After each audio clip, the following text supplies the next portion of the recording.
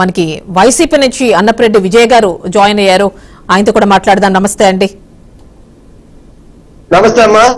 అసలు ఇక్కడ మీడియాకి విజయ్ సార్ ఒప్పుకోవాల్సిన అవసరం లేదు కాబట్టి గారు మాట్లాడే విధానం పొందడం ఉందండి. జగదీష్ గారు, కృష్ణాంజనేయులు గారు, ఒక్కసారి వైసీపీ నుంచి మనకి అన్నపరెడ్డి విజయ్ గారు మాట్లాడుతున్నారు. వారిని మాట్లాడుతున్నా ఒక్కసారి. నేను అడిగే మాట్లాడుతున్నా, మధ్యలో మాట్లాడలేదు. మీరు మధ్యలో మాట్లాడారు. మీకు లేదా సంప్రదాయం నేను చెప్తాను. ఇక్కడ మీరు ఆగండి. నేను ఆయన జగదీష్ గారు, నేను కృష్ణాంజనేయులు గారు మీరు మధ్యలో మాట్లాడచ్చు. మీకు లేదు రైట్. మీరు ఆగండి. మీరు చేసిన దౌర్భాగ్యానికి ఈ రోజు రాష్ట్రం అట్టుకుపోతుంది.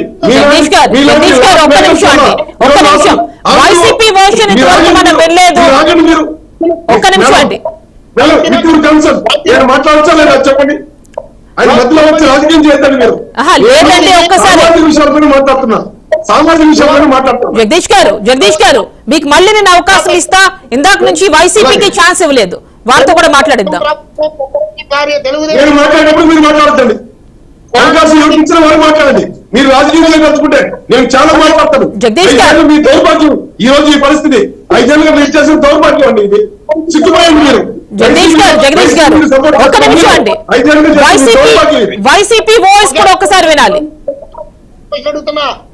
అగ్రవిడ పార్టీ కంప్లైంట్ ఇస్తుందా లేకపోతే నేను చెప్పడానికి మాట్లాడు. మీకు అవకాశం ఇచ్చాను మాట్లాడు. నేను లేదు. జగదీష్ గారు మీ టైంలో మీరు మాట్లాడారు. టైం వైసీపీ కూడా ఒక్కసారి ఇవ్వాలి, వారికి కూడా అవకాశం ఇవ్వాలి. మాట్లాడండి విజయ్ గారు. విజయ్ గారు స్టక్ అయిందండి.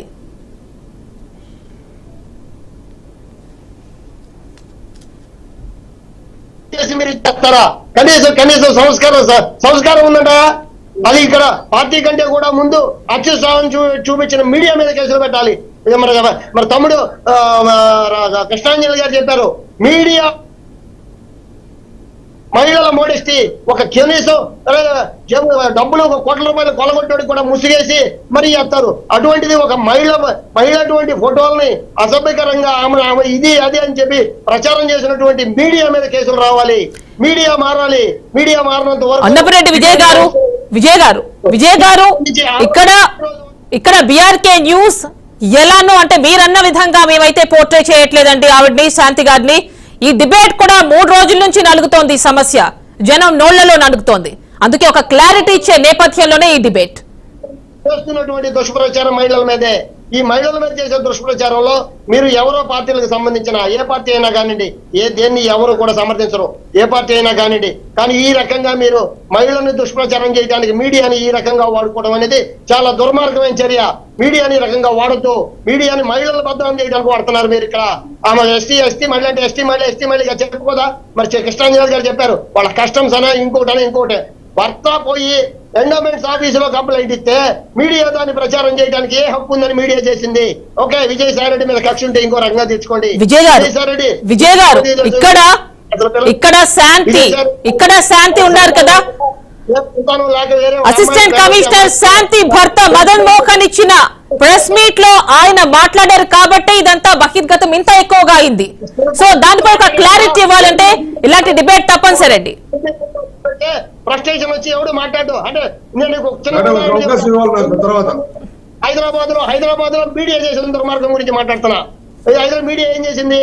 ఒక చోట ఒక చిన్న ప్యాకెట్ జరుగుతుంటే ఒక మహిళను పట్టుకుంటే ఒక టీవీ విలేకరు ఆమె నేను సీనియర్ జర్నలిస్ట్ అని పోయి ఆమె నేను దళిత ఉద్యమకారుని సీనియర్ జర్నలిస్ట్ ని ఇంకొకటి అని చెప్పి పోయి 5 లక్షల రూపాయలు తీసుకొని మీడియా కేసులు మాఫీ చేస్తామని ఒక యూట్యూబ్ ఛానల్ ఇంకొక జర్నలిస్ట్ అని చెప్పి మీడియానే చేస్తుంది ఈ తప్పుడు ప్రచారాలు.